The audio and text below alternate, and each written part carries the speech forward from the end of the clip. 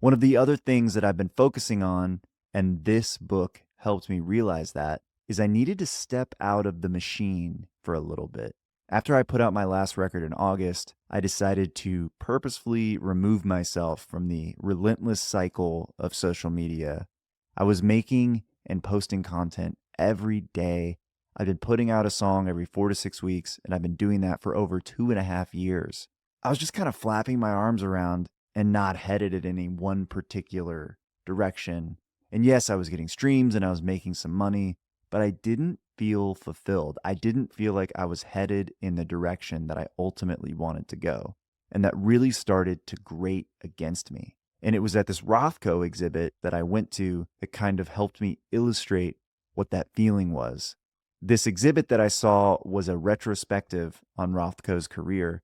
And if you're not familiar with Rothko's paintings, they're these sort of bigger than human sized canvases. There are these large color fields with rectangular blocks, and it's sort of the quintessential modern art where a lot of people would say, this isn't art. Anybody could do this. And that just kind of reminds me of what a lot of people say about contemporary pop and country music. But anyway, I digress. This exhibit was 4 levels in this museum, and you start at the basement level. You start with his early paintings, and they're good paintings, but they're not Rothko paintings. They're not signature Rothko paintings. There are pictures of people on a subway.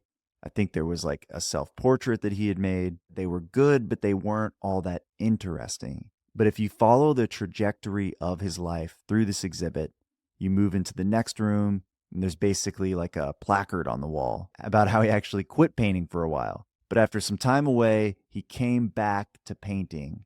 And you go into the next room and you start to see the beginning of that signature Rothko style, but it's not quite there yet. But there are little glimpses of it.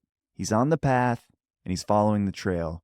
And you move out of that room, you go up an escalator into the next room, and it is awe-inspiring. You see some of his most famous paintings.